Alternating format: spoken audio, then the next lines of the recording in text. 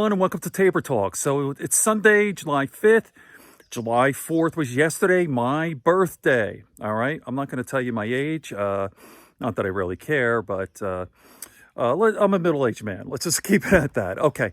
So, by the way, Madeline and I hung out last night here. Can you see that? Isn't that cool? You know, we had a little cookout here.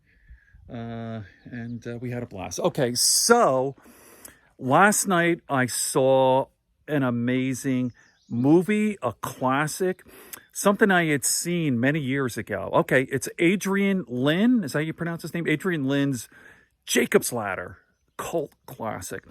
I saw that movie, I think in '91. I didn't see it in the movie theater.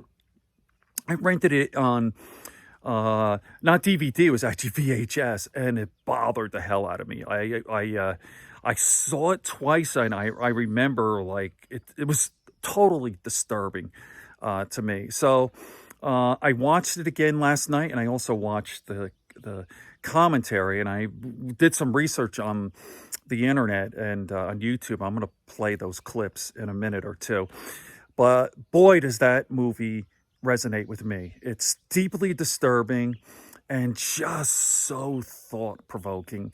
And it resonates with me personally in light of the fact of what happened to me in 2014. I've done a few videos here on if you're interested, I've done at least a dozen videos on what happened to me in 2014. I had an accident. I fell from an embankment 23 feet high. Just to give you some perspective, would be as high as that roof up there. I think this is 25 feet. And I landed on my left buttock and I broke my back. Horrible. And anyway, I was, sent, the hospital. Ambulance took me to the hospital. I had surgery. And in the hospital, I had an NDE. I died. So I had a near-death experience.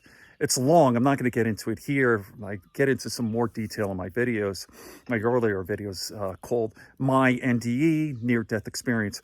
But anyway, what happened to me is similar to Tim Robbins, the character in Jacob's Ladder. In that Tim Robbins, or Jacob, the character, felt that he died. He thought he was dead and that he had gone to hell. And that's exactly what happened to me. When I woke up, when I had this NDE, I wasn't sure if I was alive or not.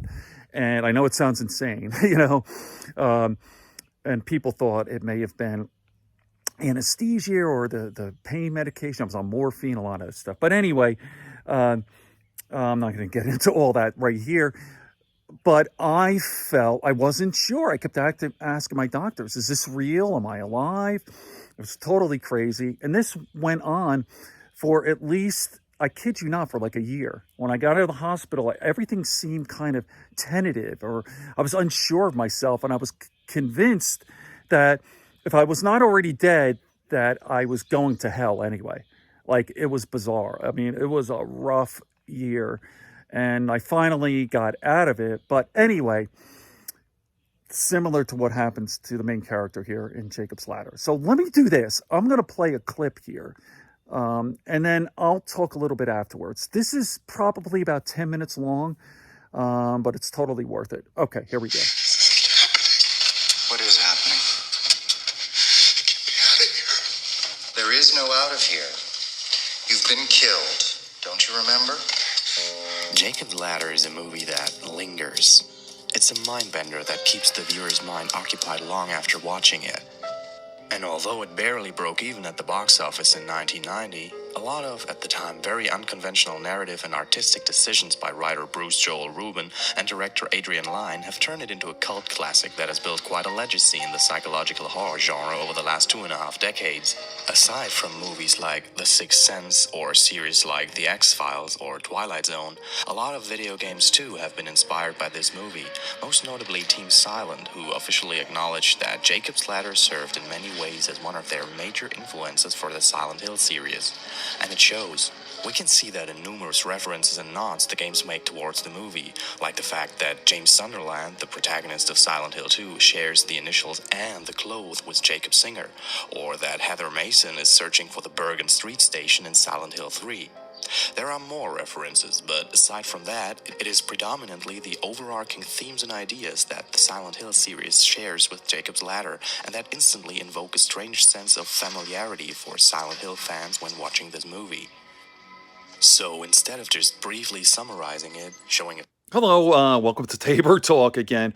You know what? I was going to play the whole clip, but you know what? It's just the video quality is terrible. I used to have a streaming service, and that company went out of business. So basically, I'm just holding up my phone. And you know what? It's just I'll put the links in the comment section. I'll put at least 2, maybe 3 really excellent YouTube videos on Jacob's Ladder breaking it down. But first, watch the movie. Watch the movie. I don't believe you could get it Netflix. It's not streaming, but you could get the disc. I saw it on DVD. I have the Netflix plan I have. You know, I have the streaming service, obviously, but I also have. I ordered the physical disc. You know, we have a Blu-ray DVD player still. A lot of people don't even have that anymore. But it's one of the best, most profound, deeply disturbing. But man, that movie speaks to me. Okay, Jacob's Ladder. Tim Robbins is amazing too. All right. On that note, good friends, good books, and a sleepy conscience. Peace, love, and understanding here on Tabor Talk. I hope everyone had a great 4th. Enjoy.